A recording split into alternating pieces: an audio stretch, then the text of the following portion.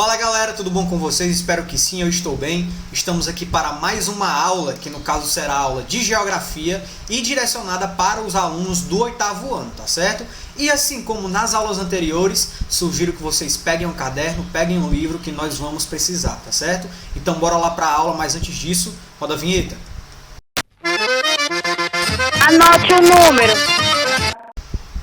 Bora lá galera, vamos começar a aula, mas de antemão adianto uma coisa para vocês. Estamos começando um novo momento na nossa vida. Chuave, porque aqui tu tá falando isso, macho?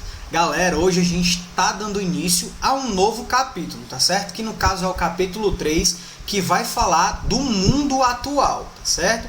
Então, para entender o mundo atual no primeiro momento, a gente vai procurar discutir os fluxos econômicos e financeiros em nível mundial, a gente vai procurar entender também a hegemonia dos Estados Unidos nesse processo, a gente vai entender as relações econômicas na globalização, tá certo? Então, esse é o capítulo 3 que a gente vai começar hoje. Show?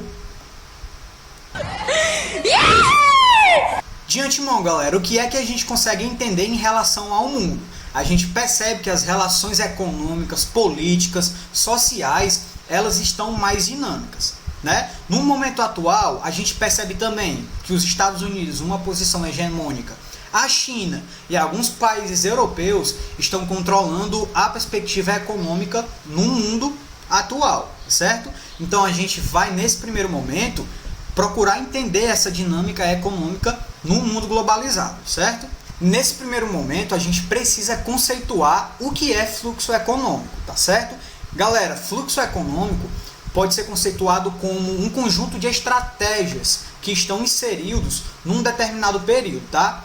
Esse conjunto de estratégias, eles vão estar relacionados principalmente à perspectiva histórica, de construção histórica, territorial e econômica desses países, tá? Que estão inseridos nesse conjunto, tá certo? No mundo atual, os fluxos econômicos aparecem como reflexo de quais atividades e quais momentos históricos. A gente pode citar a Revolução Industrial, a gente pode citar também as duas grandes guerras e a Guerra Fria.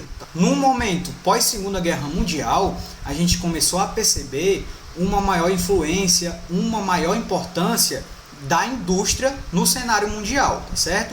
Então a indústria ia intensificar essa dinâmica de capital no contexto mundial. O fluxo de capital ele começou a ser intensificado, tá certo?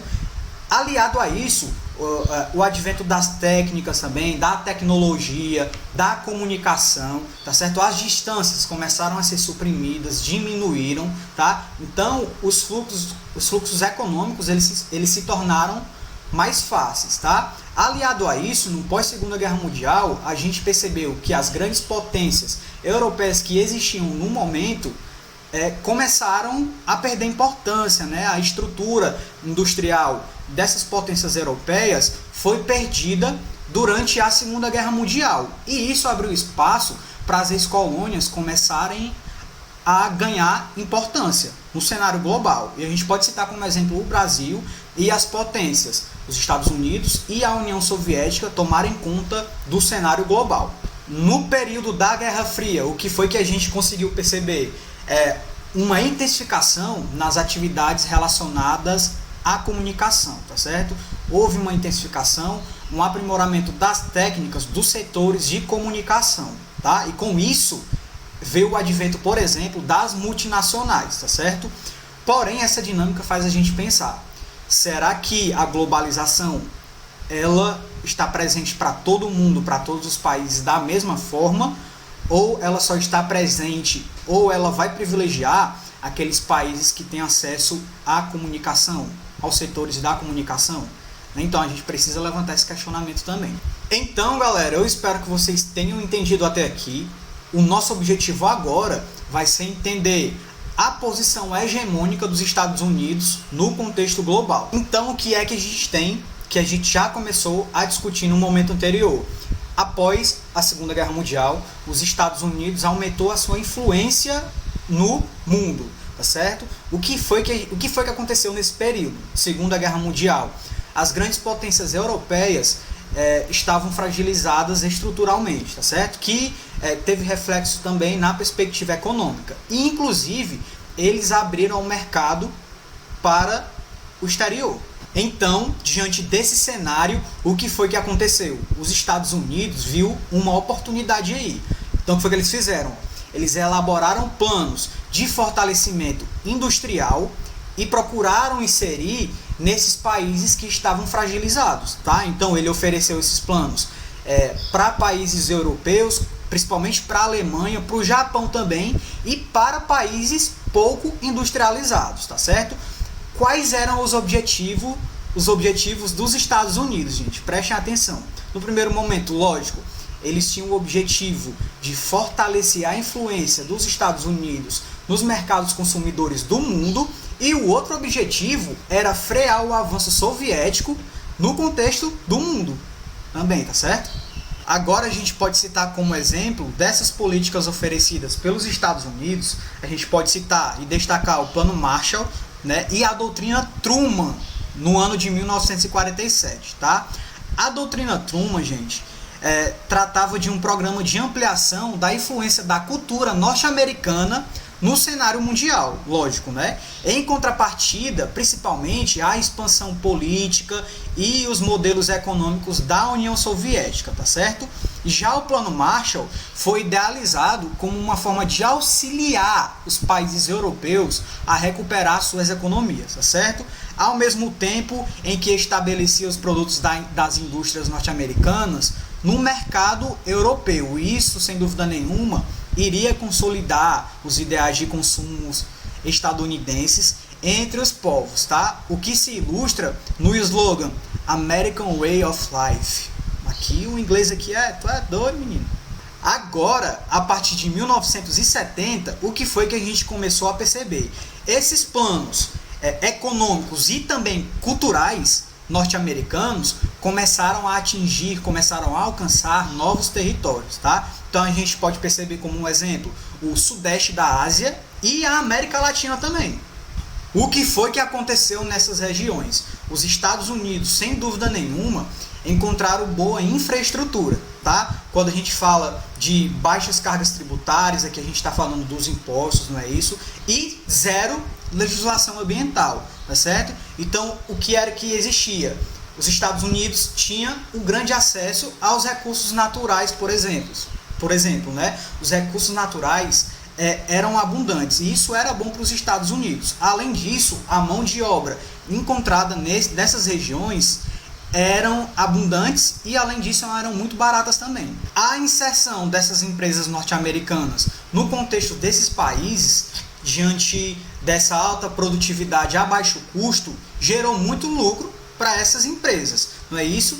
Além disso, a inserção dessas empresas fez com que o mercado consumidor desses países consumissem muitos produtos norte-americanos. E isso, sem dúvida nenhuma, influenciou nessa influência cultural que os Estados Unidos começou a expandir nesse período, tá? E a gente pode citar como um exemplo a moda norte-americana, não é isso? E a indústria cinematográfica também. Então, o que é que a gente consegue perceber, galera?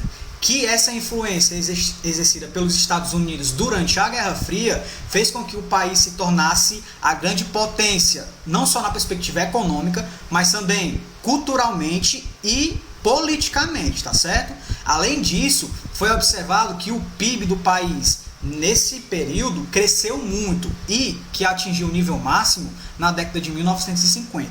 A partir desse crescimento econômico, sem dúvida nenhuma, a sociedade também iria prosperar, tá certo? Então, o que foi que aconteceu? Maiores investimentos em pesquisa e saúde permitiram a popularização das vacinas e dos medicamentos também, como a penicilina, tá certo? E isso fez, gente, com que as taxas de mortalidade materna e infantil diminuíssem nesse período, certo? Além dos avanços científicos e tecnológicos dos Estados Unidos, a gente percebeu nesse período também uma grande influência artística e cultural dos Estados Unidos no contexto do mundo, tá certo? Então, a partir disso, a gente percebeu, de certa forma, algumas convulsões culturais e artísticas no cenário global, influenciados diretamente pelos Estados Unidos, tá? A gente pode citar como exemplo o movimento hippie, não é isso? Que ia focar suas atenções nos conflitos em que os Estados Unidos se inseria, como por exemplo a Guerra do Vietnã. foi nesse mesmo período que as minorias e as populações oprimidas no país, né, também começaram a se manifestar e a protestar por mais direitos, tá? Como os negros, os indígenas e os homossexuais também, tá certo? Que se opunham à segregação racial e social ainda muito intensa no país. Agora, galera, para praticar, eu sugiro que a gente faça uma questão rapidinho, tá? Que no caso é uma questão da página 453, que no caso é a questão 2, rapidinho, tá? Ó, cite algo que venha dos Estados Unidos que você utiliza no seu dia a dia. E aí, galera, o que é que a gente pode citar? Algo que venha dos Estados Unidos, que nós usamos no nosso dia a dia? A gente pode citar, ó, a música, não é isso? Os filmes, os produtos, a gente pode citar as redes sociais também, quem foi que não usou o Facebook aí, quem é que não usa o Instagram, não é isso? Então, são coisas dos Estados Unidos, entre aspas, que estão inseridos no nosso dia a dia. Então é isso, galera, a gente termina a nossa aula por aqui, eu espero que vocês tenham entendido.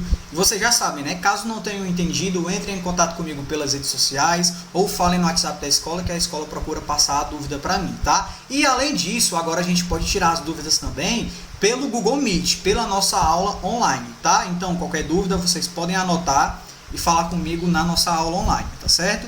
Então é isso, gente, continue estudando e até mais, valeu!